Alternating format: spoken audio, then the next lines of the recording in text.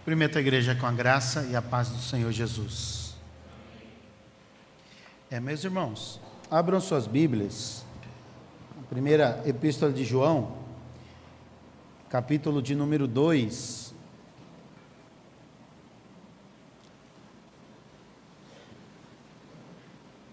Nós tínhamos o propósito de, ao longo do mês de julho, falar sobre esse livro, pregar sobre esse livro. Como eu disse semana passada, um fato superveniente, eu tive que pedir ao reverendo Bruno que nos substituíssem aqui na exposição, e naquela oportunidade ele havia pregado sobre Salmos, né? E eu já tinha elaborado algumas mensagens em cima do Evangelho de João, de forma sequenciada. Então eu expus 2 sermões no mês passado, no capítulo 1 de João, e agora nós vamos expor no capítulo 2, esse sermão de hoje. A partir do domingo que vem, nós vamos começar um outro tema de mensagens. Vamos pregar sobre o Sermão da Montanha, sobre meditações no Sermão da Montanha, ou no Sermão do Monte. Então, ao longo do mês de julho e provavelmente o mês de agosto, nós vamos estar focados no Sermão da Montanha, ok?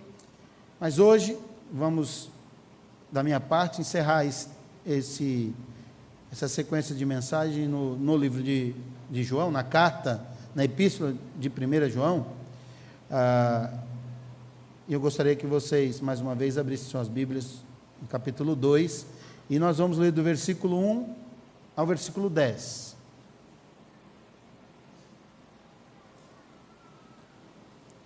Você que não tem Bíblia, pode usar a Bíblia do irmão que está ao seu lado aí. Filhinhos meus, estas coisas vos escrevo para que não pequeis. Se todavia alguém pecar, temos advogado junto ao Pai, Jesus Cristo justo. E Ele é a propiciação pelos nossos pecados, e não somente pelos nossos próprios, mas ainda pelos do mundo inteiro. Ora, sabemos que o temos conhecido por isto, se guardamos os seus mandamentos. Aquele que diz, eu conheço e não guarda os mandamentos, eu o conheço e não guardo os mandamentos, é mentiroso, e nele não está a verdade. Aquele, entretanto, que guarda a sua palavra, nele verdadeiramente tem sido aperfeiçoado o amor de Deus. Nisto sabemos que estamos nele. Aquele que diz que permanece nele, esse deve também andar assim como ele andou. Amém? Meus irmãos, se você observar, esse texto ele é uma continuação, como nós explicamos no decorrer da exposição desse livro. Isso é uma carta pastoral, e ele é uma continuação do texto anterior, até porque essas cartas não foram escritas divididas entre capítulos e versículos, né? Era um conteúdo só. Então essa ideia aqui, que foi dividida a partir do capítulo 2, ela está conectada com as falas anteriores, escritas no capítulo 1, do versículo 5 ao versículo 10. Então é uma continuidade do pensamento, estão conectados. João aqui, ele continua dando profundas lições, e essas lições que João estabelece aqui, vai ser combatida e contestada ao longo da história da igreja. Ele traz aqui axiomas, são os temas fundamentais, e que ao longo dos anos foram completamente contestados, ou doutrinas e interpretações equivocadas foram feitas a partir desse texto, né? E muitas verdades aqui nesse pequeno trecho da epístola de João foram esquecidas ou até negadas por mais de 1000 anos, e depois foram retomadas com os reformadores e crido pelos simples. Aqui, as verdades que ele expõe desses 10 versículos aqui, foram verdades que foram esquecidas ou foram negadas aos simples, às pessoas mais simples, por um período longo, por mais de 1000 anos. Se você é alguém atento, você percebe que esse trecho das Sagradas Escrituras constantemente faz parte da liturgia aqui na nossa igreja, não é? Constantemente, um irmão ou outro lê esse texto, em específico, no momento da contrição, que é um texto explicativo acerca do perdão que nós alcançamos em Cristo Jesus. Então, essas verdades, como eu disse, foram esquecidas, né? Ou negadas a pessoas simples. E praticamente 1000 anos depois, com a Reforma Protestante, é que essas verdades foram retomadas com ímpeto e também distribuída e crida pelas pessoas simples. Então eu queria abordar nesse momento, a partir do versículo 1, esse texto ele nos dá algumas verdades. Né? Esse texto nos dá algumas verdades, que são essas verdades axiomáticas. Né? A primeira verdade é que a segurança do crente é em Jesus. A segurança do crente é em Jesus. Eu conheci o Evangelho num contexto de igreja, em que o crente, apesar de uma intensidade, posso dizer até que fervorosa, no envolvimento daquela comunidade onde eu tive contato com a fé, aquela estrutura, aquela intensidade, um grupo enorme de pessoas, porque a igreja que eu comecei a conhecer e frequentar era uma igreja grande, né? Ainda é uma igreja grande, e de estrutura e de números de pessoas e de membros, mas apesar de toda imponência do seu templo, apesar de todo o fervor, de todo o envolvimento daquela igreja com a fé, com a pregação do Evangelho, muitos crentes, posso dizer com certeza, a maioria, pessoas fiéis, honestas à sua fé, às vezes com a interpretação equivocada sobre alguns pontos, mas no geral, pessoas com a fé verdadeira. Mas a gente aprendia ali uma doutrina que deixava a gente muito inseguro, nos deixava muito inseguro, nós não tínhamos segurança. A qualquer pecado, qualquer falha, eu sentia que estava perdido. E o pior, esse buraco vai ficando maior, porque no início da nossa conversão, a gente imagina que agora não vamos pecar mais. Agora estamos com Jesus, Jesus morreu por nós na cruz, não vamos cometer mais falhas, mais pecados. Mas o buraco se amplia, que à medida que você vai vivendo o ambiente cristão, a vida cristã, e você vai se percebendo, e às vezes você entra num certo legalismo, né? E aí aquela denominação tem um formato, e você tem que se enquadrar naquele formato, o corte de cabelo, o formato da barba nem podia ter, o formato da roupa, né? As mulheres também tinham um formato, e esse formato vai gerando na gente um legalismo tão grande, mas tão grande, que você passa, em um certo ponto, a desacreditar nessa confiança em Jesus e a confiar que o que tu fizer, se tu andar na linha ali, dentro daqueles ditames, aí que você está certo, Deus está contigo naquilo. Só que nesse caminhar você percebe que você peca, você continua tendo pensamentos pecaminosos, muitas vezes fala coisas que é pecado, muitas vezes o seu olhar também se volta para aquilo que é pecaminoso, às vezes as suas ações são pecaminosas. E então, eu me sentia assim, ora eu era salvo, estava indo para o céu, ora eu não era salvo, eu estava perdido. Mas isso não era num lapso de tempo. Às vezes esse sentimento vinha 5, 6 vezes no dia, né? Hoje, agora eu estou salvo, oh Deus, glória. Puxa, pequei, estou no inferno. Meu Deus, me salva de novo. Aí eu estava salvo de novo. E aí, naquele mesmo dia eu pecava de novo, estou no inferno de novo. Era uma sensação de insegurança, de incerteza, que muitos cristãos vivem essa insegurança. E às vezes eu me sentia no inferno, não necessariamente porque havia cometido um pecado, mas porque eu tinha descumprido aquele preceito legalista daquela denominação. Entende? Eu tinha deixado de usar calça e tinha colocado uma bermuda. Estou pecando, meu Deus, estou no inferno, né? Então esse sentimento, ele é terrível, porque parte de um coração, ainda que sincero, que ama a Deus, que busca a Deus, mas desconhece a verdade do Evangelho, né?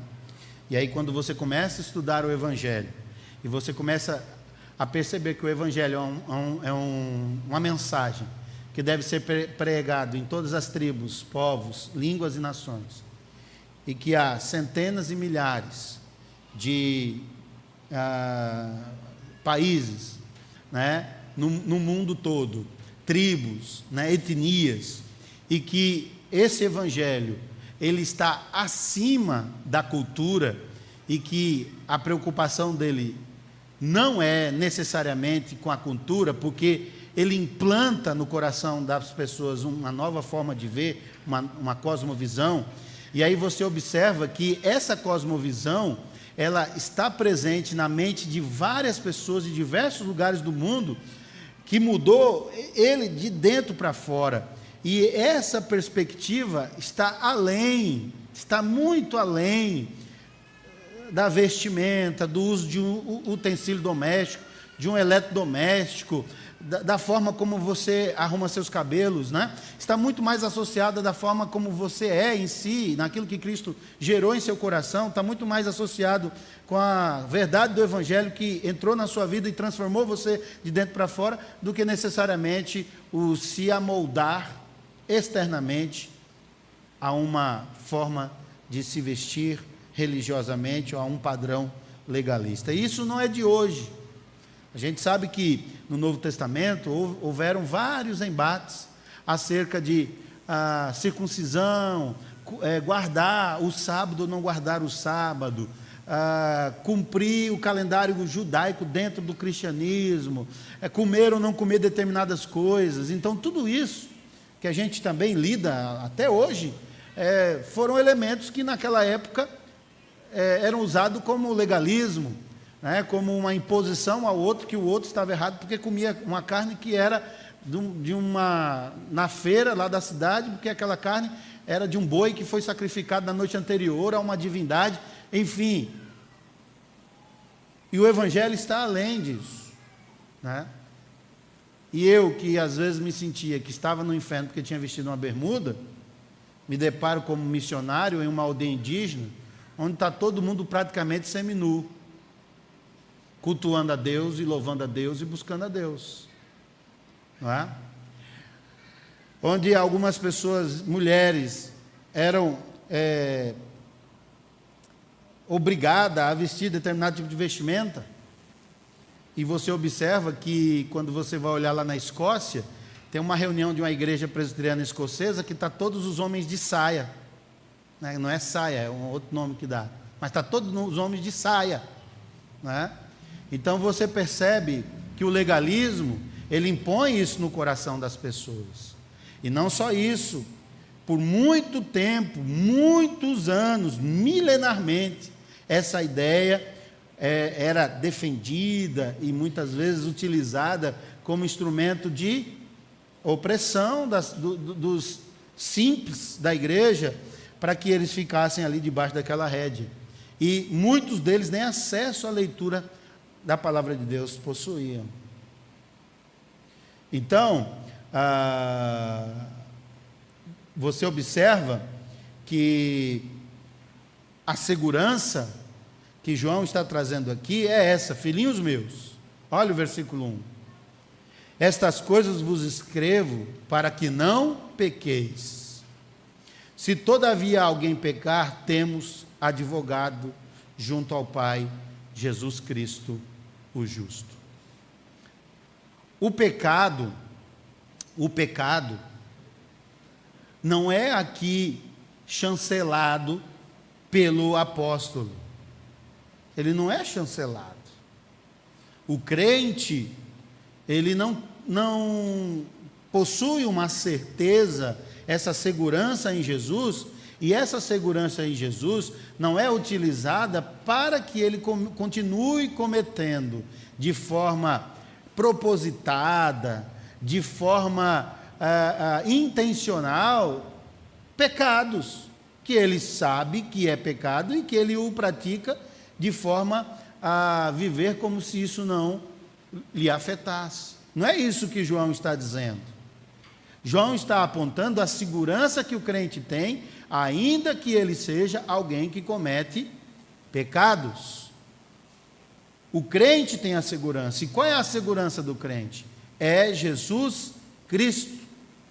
É por isso que ele diz assim, filhinhos, e ele começa com essa expressão carinhosa, né?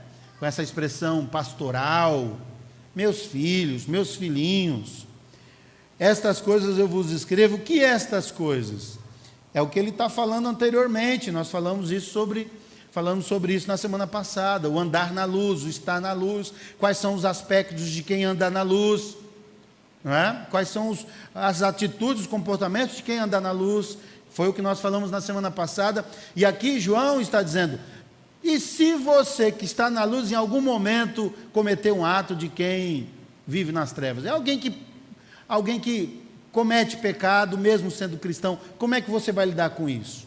Ele diz assim: estas coisas vos escrevo para que não pequeis. Se, todavia, alguém pecar, temos advogado junto ao Pai, Jesus Cristo, o justo. O pecado sempre foi utilizado como um instrumento de meter medo nos fiéis simples. Não é? A doutrina do purgatório tem essa ideia, e as indulgências que eram vendidas naquele tempo pré-reforma protestante surgiram com essa finalidade. Ou seja, você, independentemente se a vida que você viver, se você comprar uma indulgência, a igreja, através do seu representante maior, o Papa, assume o compromisso com você e com sua família de que irá rezar por sua alma, e a sua alma sairá do purgatório e irá direto para o céu. Era isso que Tetzel dizia. Ele dizia que, ao ouvir o tintilar das moedas, né, que pagavam as indulgências, ao ouvir a tintilar da moeda que cai no gasofilácio, cada moedinha que cai no cofre é uma alma que sai do purgatório, né? Então as pessoas compravam aquele documento, e aí quem é que podia comprar? Pessoas ricas, pessoas que tinham dinheiro. Ao comprar aquele documento, eles iam viver de qualquer jeito, porque eles estavam seguros que a igreja iria rezar para que suas almas saíssem do purgatório.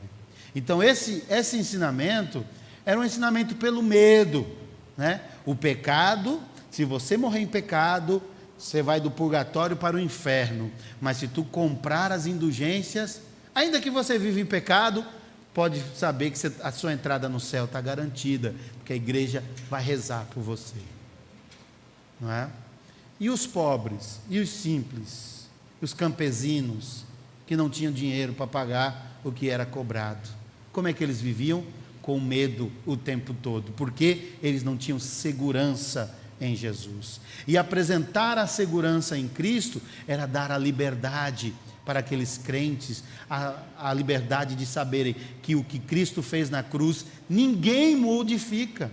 se os efeitos daquele sacrifício que Cristo operou na cruz alcançar aquele cidadão, independentemente de onde quer que ele esteja, e ele sentir essa segurança, ele é uma pessoa livre, porque foi isso que Jesus disse: e conhecereis a verdade, e a verdade vos libertará.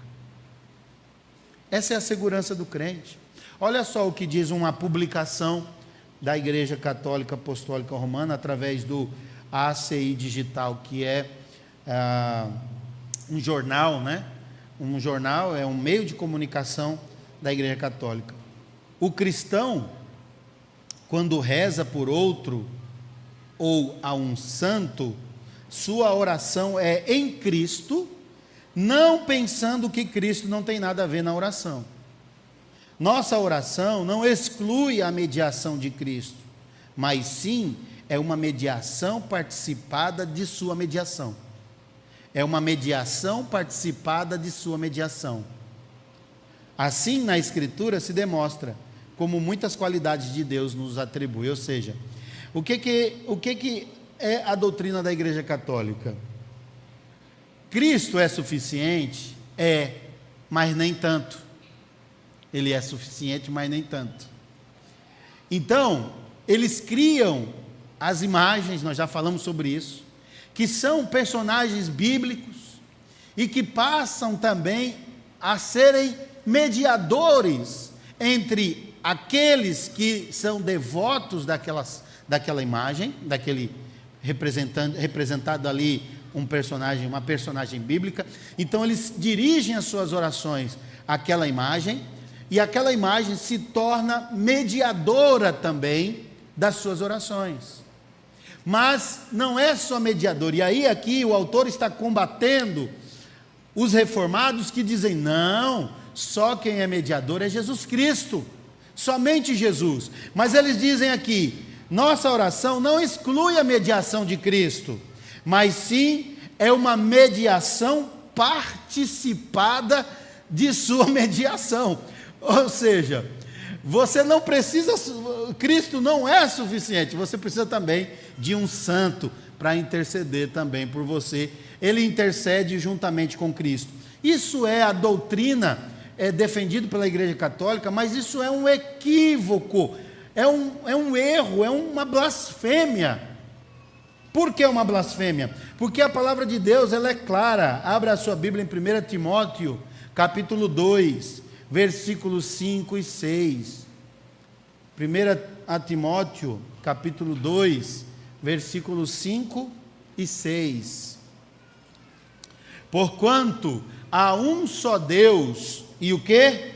Um só mediador entre Deus e os homens, Cristo Jesus, homem, o qual a si mesmo se deu em resgate por todos, testemunho que se deve prestar em tempos oportunos. O apóstolo Paulo, ensinando a Timóteo, ele deixa claro que só há um único mediador. Qualquer outro tipo de subterfúgio ou paliativo que seja comunicado com viés de piedade e santidade, fulano de tal era um homem santo, ele morreu, com certeza está com Deus, e ele lá com certeza olha por você, né? Irmão, não existe essa ideia de quem morreu e está no céu olhando por mim aqui na terra. Isso não existe, tá? Olhando no sentido de protegendo, de conduzindo. Eu tenho muito respeito, né, pelos mortos, e devemos ter, né, respeito pelos que morreram. Meu pai, minha mãe, meus avós, nós respeitamos, mas eles não estão no céu protegendo vocês, certo? Só há um mediador entre você e Deus: Jesus Cristo, né? Jesus Cristo, tá? O próprio apóstolo João, ele registra as palavras de Jesus lá no Evangelho de João, no capítulo 14, versículo 6, Evangelho de João, capítulo 14, versículo 6, diz o quê? Respondeu-lhe Jesus: eu sou o caminho e a verdade e a vida. Ninguém vem ao Pai, senão por mim. Você não fala com Deus, você não se aproxima de Deus por outro caminho que não por Jesus. A ideia não é, pastor, depois que eu atravessei a ponte, né? Passei por Jesus, eu posso usar outros elementos para continuar esse meu contato com Deus. Não existe isso. Todas as vezes que você quiser um contato, falar com Deus, se relacionar com Deus, através da pessoa de Jesus Cristo. Não é através de pessoas parentes que faleceram, não é através dos santos canonizados pela Igreja Católica Romana, não. O único caminho é Cristo. Ninguém chega a Deus sem Cristo. É o que a palavra de Deus ensina. Por isso que por muitos anos isso foi perdido, isso foi escondido ou guardado, e a reforma protestante trouxe isto à tona. Uma outra verdade que a gente observa aqui no texto de 1 de João, versículo 2, que diz assim: e ele é a propiciação pelos nossos pecados, e não somente pelos nossos próprios, mas ainda pelos do mundo inteiro.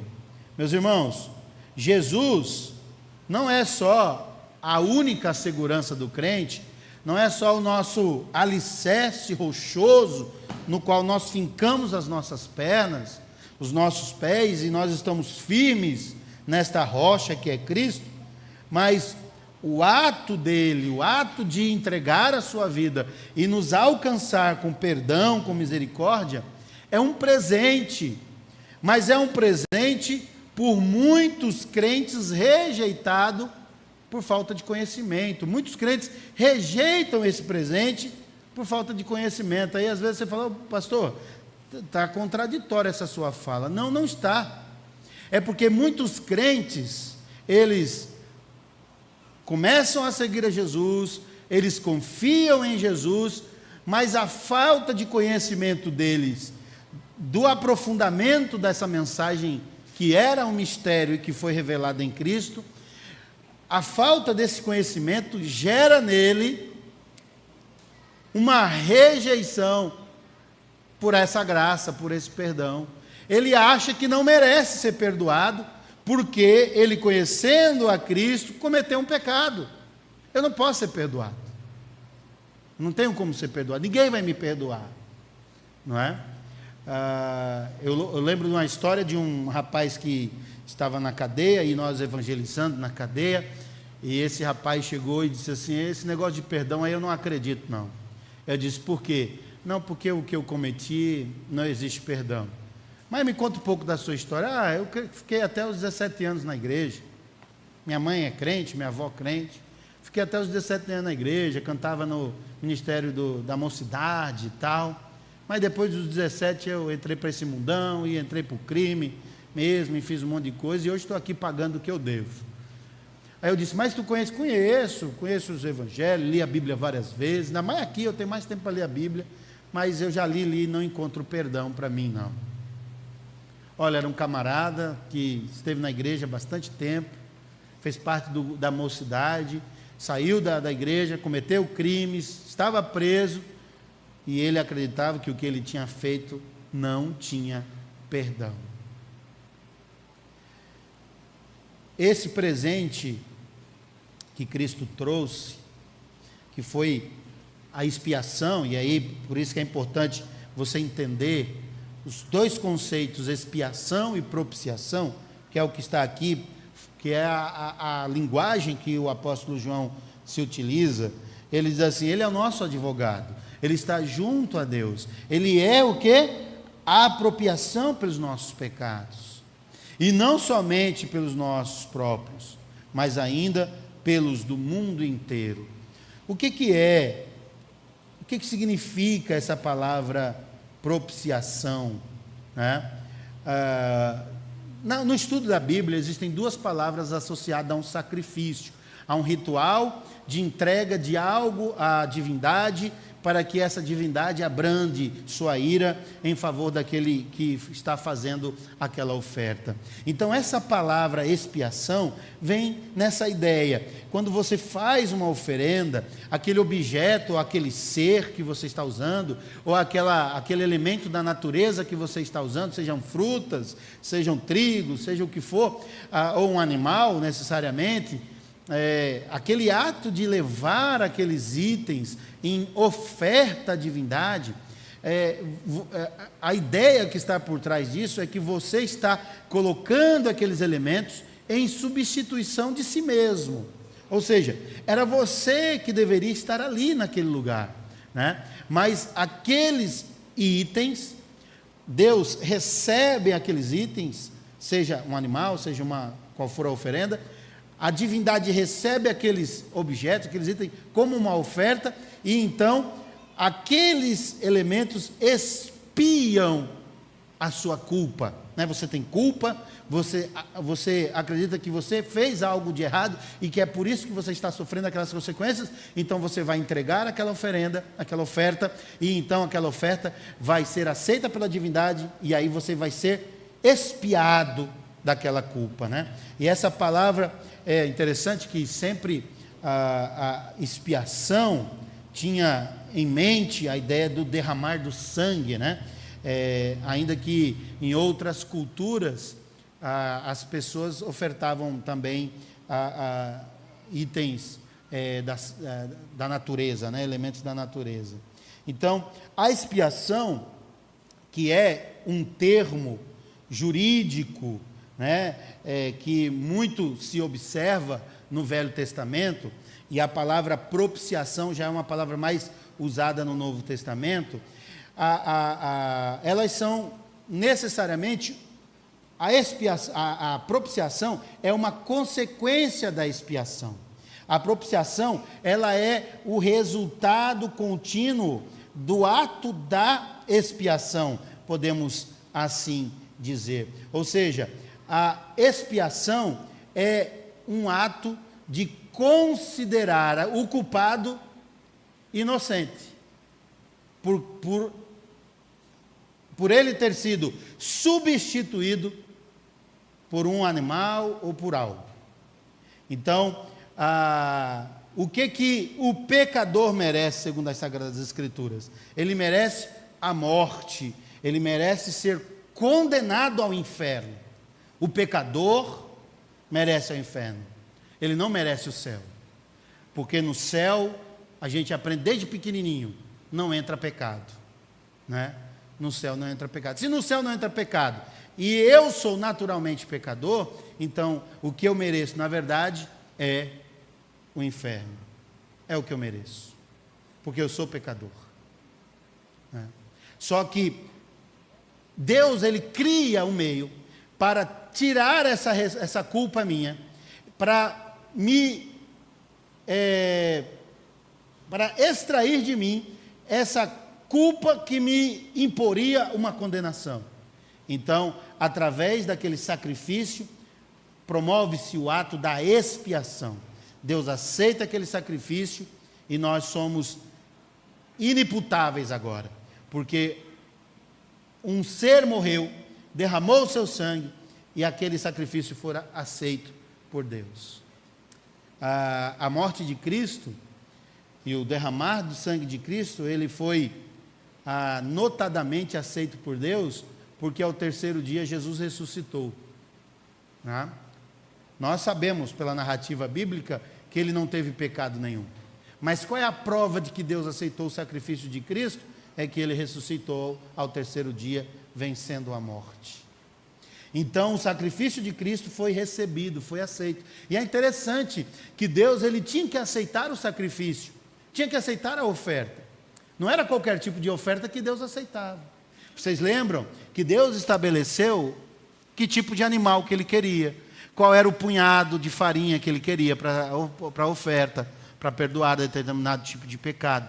Vocês lembram que Deus aceitou a oferta de Abel, mas rejeitou a oferta de Caim. Então, Deus, ele ao longo da história bíblica, tem esses atos de aceitação e de rejeição daquela oferta. Ou seja, na medida em que Deus rejeita a oferta, você não está expiado da sua culpa, você vai sofrer a condenação da sua culpa.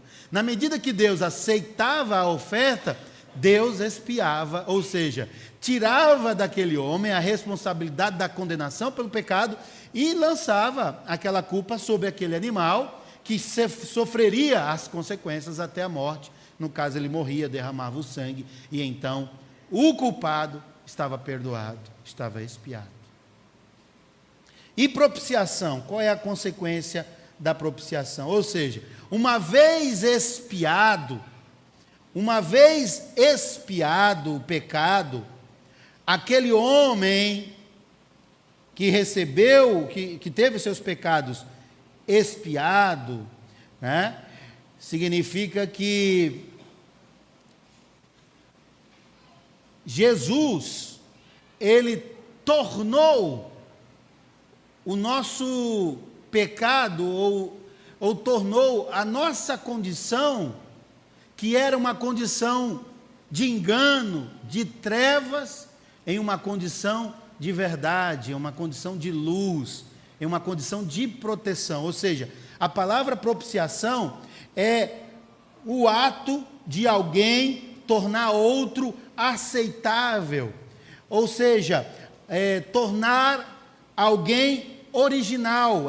A ideia da propiciação é como se nós fôssemos tudo pirata e um fenômeno sobrenatural nos tornasse agora originais, verdadeiros. É a origem da palavra hilaskomai, no grego, tem essa ideia de tornar alguém aceitável, tornar alguém, ou transferir a condição de algo ou de alguém.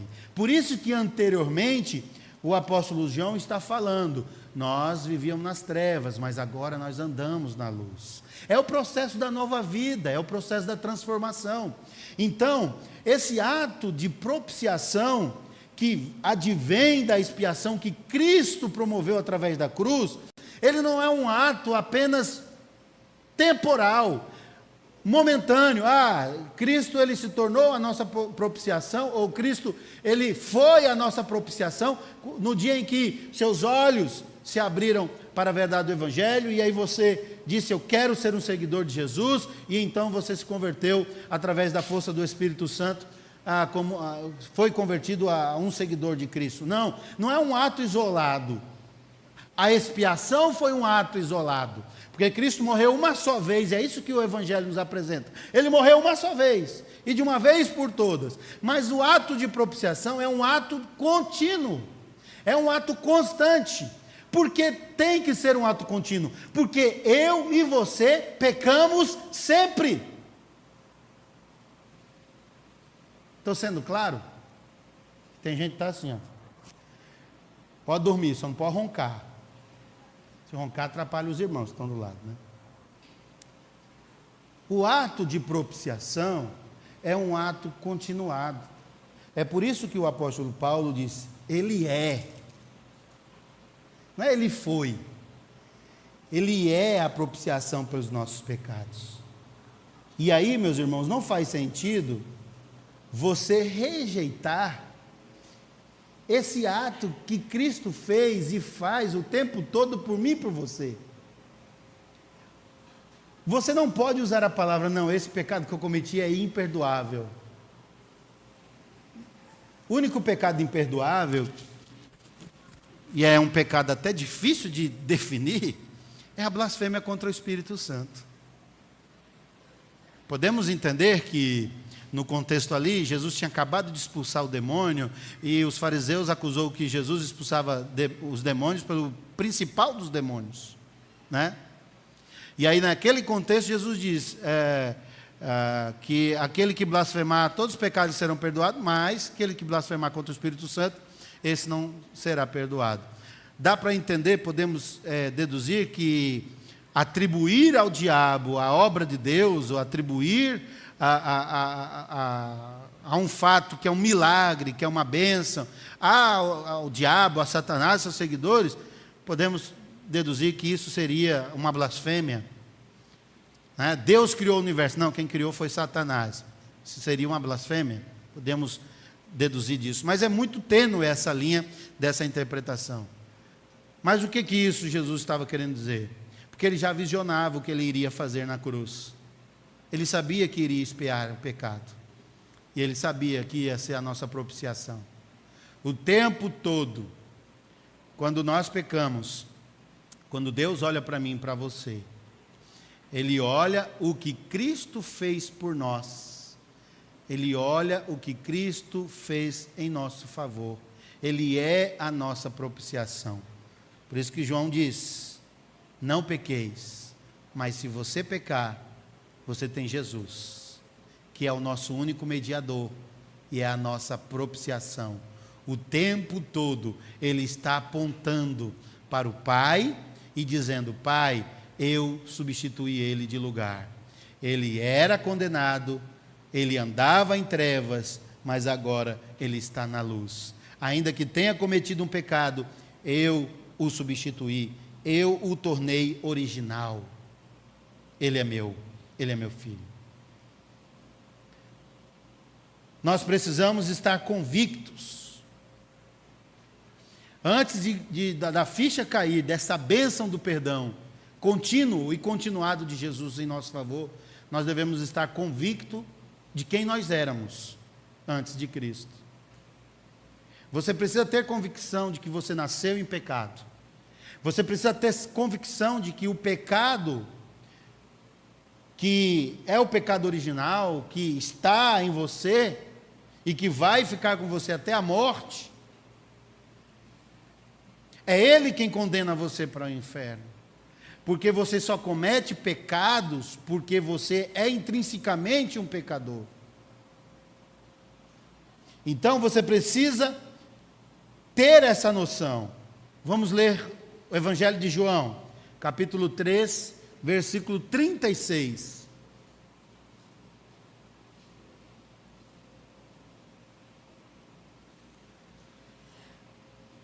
Por isso, quem crê no Filho tem a vida eterna.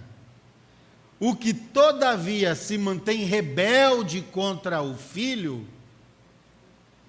não verá a vida, mas sobre ele permanece o quê? A ira de Deus. Quem não está em Jesus, ou em quem não se operou a expiação e a propiciação contínua, aqueles que não estão que não estão em Cristo, eles estão debaixo da ira de Deus. Eles estão debaixo da ira de Deus. Imagine, irmãos. Imagine aquele que não tem Cristo, está debaixo da ira de Deus. Antes de você ter Cristo, você estava debaixo da ira de Deus. Não importa o quanto bonzinho você era. Diferente daquele camarada que estava na prisão, que eu acabei de falar. Ah, mas era tão bonzinho, sempre fui bonzinho. Não interessa. Se você estivesse fora de Cristo, e se você estava fora de Cristo, você estava debaixo da ira de Deus. Quem é que pode com a ira de Deus? Quem é que pode com a ira de Deus? Entende? Então você precisa perceber que você estava condenado, perdido. Ao perceber isso, não tem outro sentimento que não um constrangimento, choro, angústia e gratidão. Porque agora Cristo se tornou real para você, expiou a sua culpa e Ele é a propiciação. É Ele quem proporciona as condições para que eu e você permanecemos em Deus, em Cristo. É Ele quem proporciona, é isso que significa a propiciação. É Ele quem nos assegura quem nos permite estar nesse ambiente de graça e de bondade, e perceber as coisas de Deus, e perceber a sua palavra, mesmo diante das tragédias que às vezes nos acometem. Mesmo diante das decepções, das frustrações, é Ele que nos permite perceber, que nos proporciona essas condições, por causa da contínua propiciação de Cristo em nosso favor. Não só em nosso favor, mas em favor de todos os eleitos. Aqui o mundo inteiro, não é o mundo inteiro no sentido de todas as pessoas do mundo. Não, é no sentido de todos os eleitos do mundo inteiro.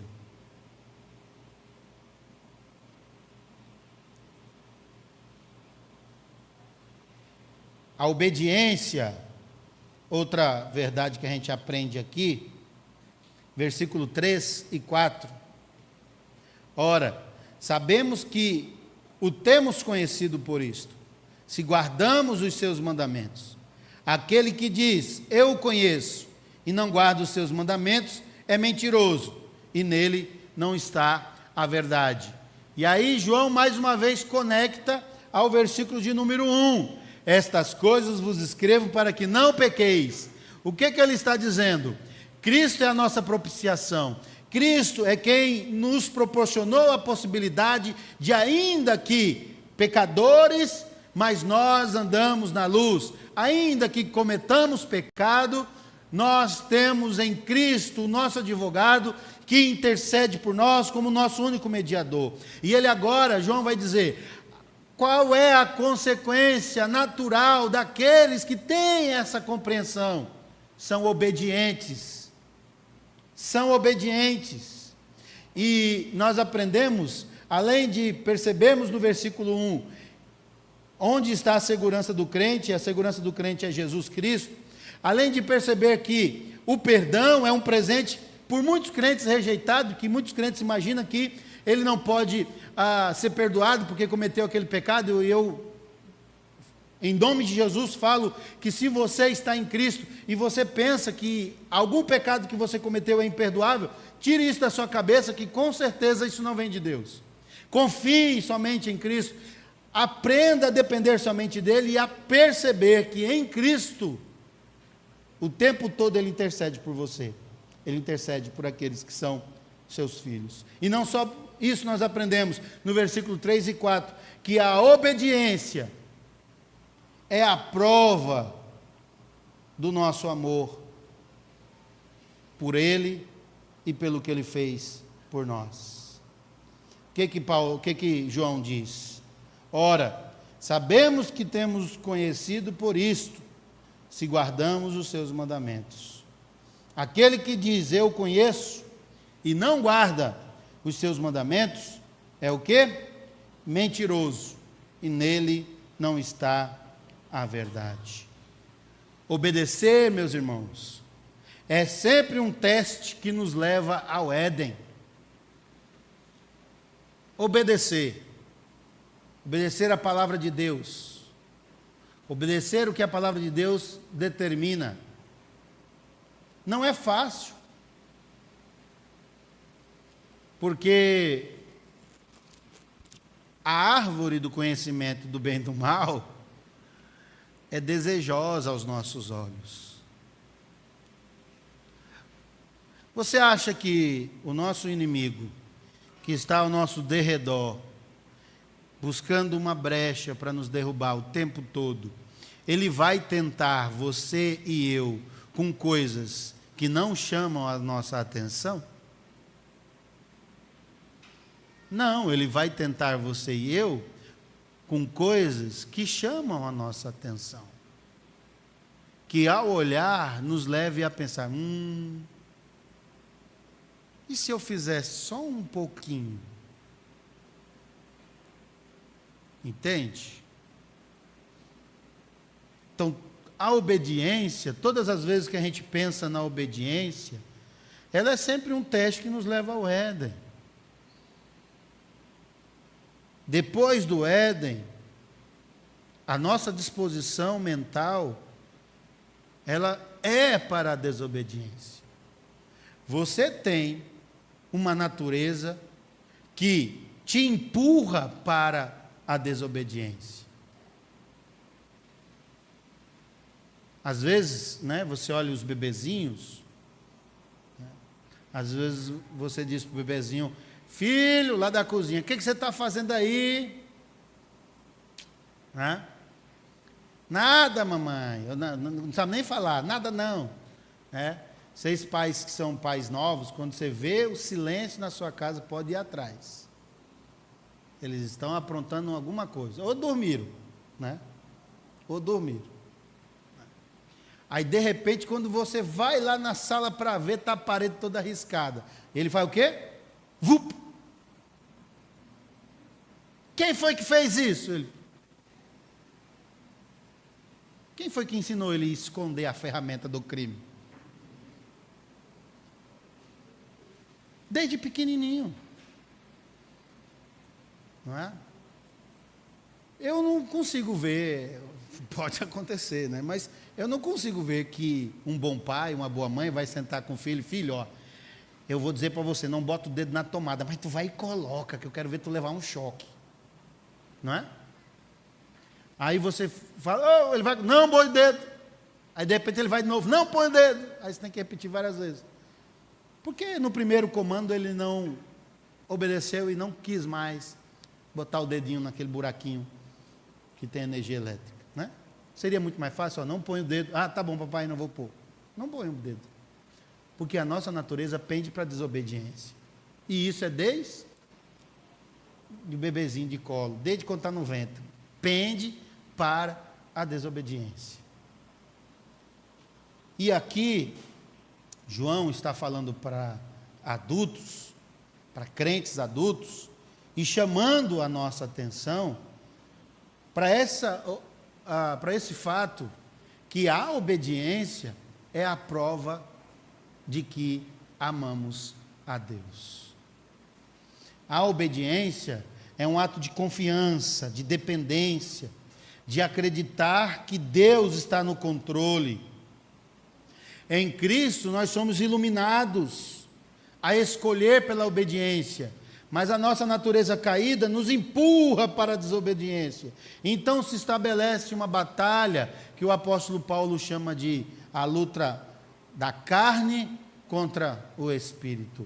E então, ora, você está ali militando, guerreando em direção à desobediência, mas só o fato de você lutar contra a desobediência revela que você é alguém que está em Cristo, porque quem não está em Cristo, ele não liga para a obediência. A palavra de Deus não tem nenhuma relevância para ele não dá nem aí para isso. Mas os verdadeiros servos de Deus, ao ouvirem a palavra de Deus e ao se colocarem diante de uma situação que exige dele tomar uma decisão, muitas vezes em relação ao pecado, ele vai pensar nisso.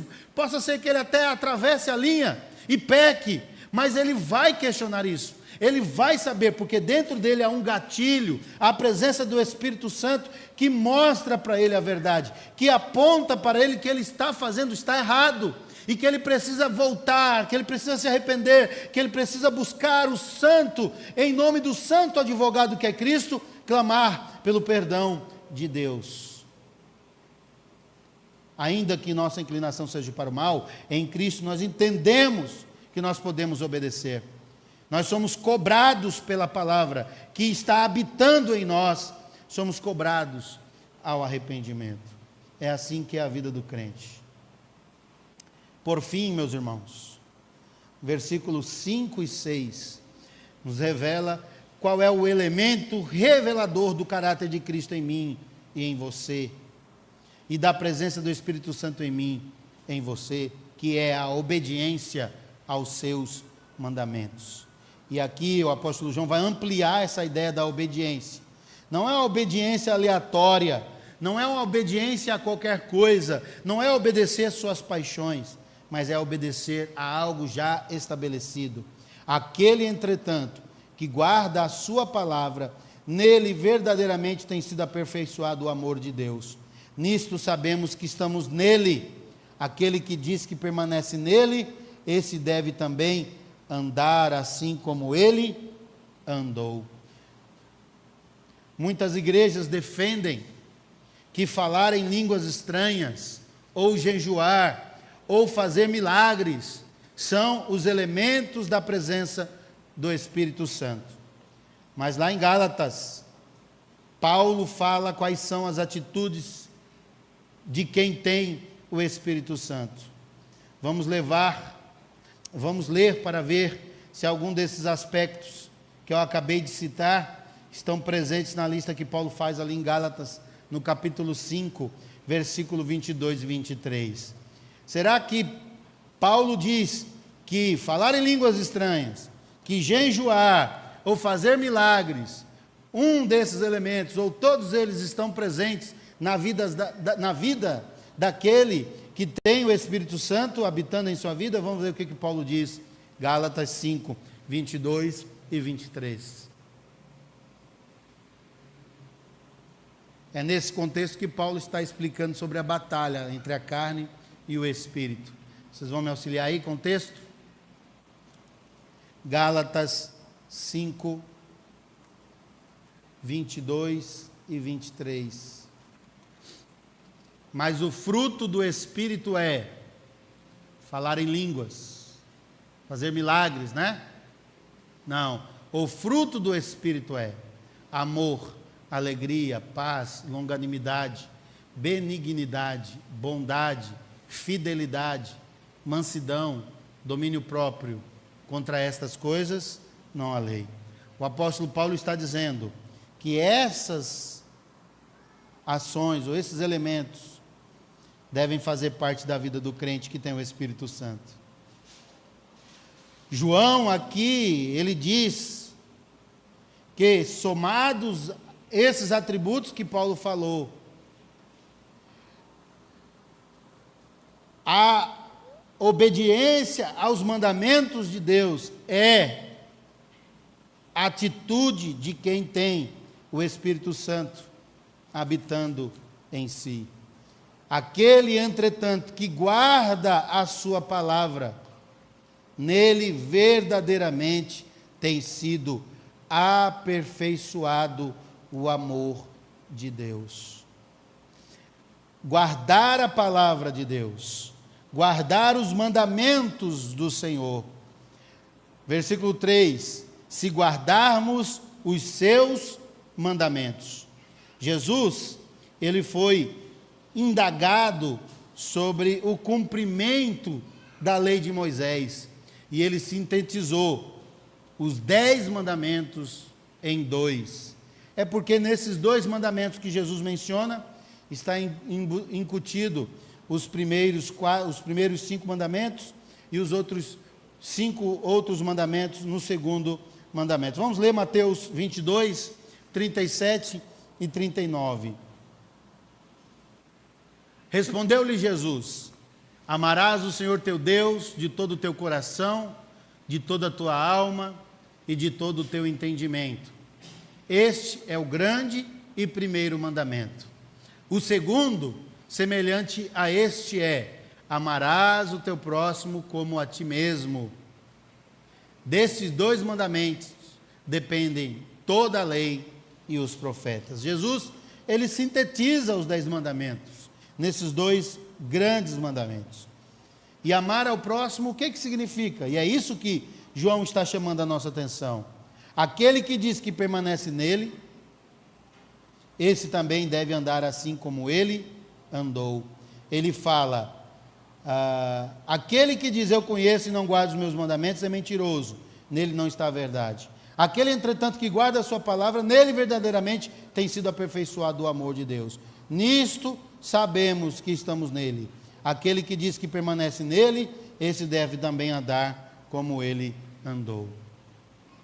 O amor de Deus se aperfeiçoa em nós, na medida que nós aprendemos a dimensão, a amplidão, as consequências daquilo que Cristo fez na cruz, que nos impactou e nos tornou seus discípulos, e de tal forma nós nos amoldamos ao caráter de Jesus, andando como Jesus andou. Jesus amou, Jesus perdoou.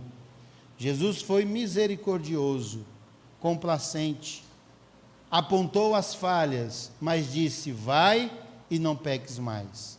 Como é que podemos andar como Jesus andou?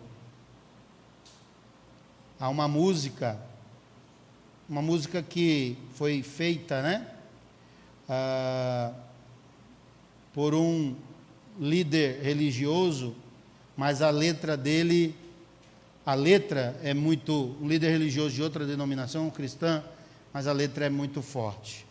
Eu quero encerrar aqui lendo essa canção. Palavras não dizem o quanto é bonito ter fé.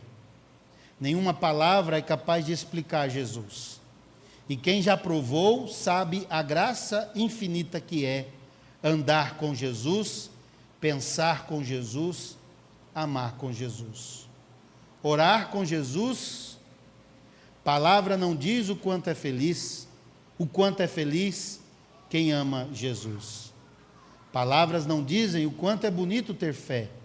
Nenhuma palavra é capaz de explicar Jesus.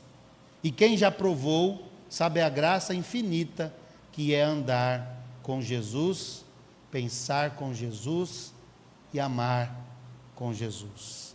Amém? Curve sua face, vamos orar. Senhor nosso Deus, muito obrigado pela leitura da sua palavra. Que nós não venhamos nos esquecer da nossa confiança, da nossa segurança que temos somente no Senhor. Saber que o Senhor é a propiciação pelos nossos pecados, e ainda que sejamos pecadores, nós somos conduzidos por Tua palavra à obediência. Nos ajuda a obedecer os Teus mandamentos. Nos ajuda a ser servo, como a Tua palavra nos ensina. A viver e a demonstrar, por onde quer que passemos, a presença do Teu Espírito em nós, porque somos obedientes aos Teus mandamentos. Ó Deus, nos livre de todo o legalismo, nos livre da ideia de pensar que, ao cometermos algum pecado, nós jamais seremos perdoados. Longe disso, porque nós cremos no mérito de Cristo, nós cremos no sacrifício de Jesus. Sabemos que isso não é razão para andarmos como os ímpios, vivermos como eles e pensarmos como eles. Não, nós sabemos que o fato de sermos pecadores e que essa batalha que está instalada desde a queda do homem lá no Éden, a luta da carne contra o Espírito, nós sabemos que a Tua palavra nos conduz a vivermos para o Senhor. A Tua palavra é quem nos fortalece. Por isso que devemos obedecer a Tua palavra, os Teus mandamentos. Que nós aprendamos o tempo todo e que não venhamos de forma nenhuma nos esquecer disso, Senhor. Cuida da Tua igreja, cuida do Teu rebanho, que os Teus servos possam perceber essa ideia que está presente na nossa vida. Muitas vezes negligenciamos a importância da obediência aos Seus mandamentos, a importância de estar confiante e confiar somente em Cristo, nos méritos de Cristo na cruz, de confiar somente na propiciação dEle, que continuamente nos auxilia nas nossas fraquezas, e quando pecamos, Ele nos perdoa, assim que arrependemos e clamamos pelo seu perdão. Ele é a nossa propiciação, é nele que está toda a nossa segurança, em Cristo Jesus, o único mediador entre nós e Deus. Em nome de Jesus é que nós oramos. Amém.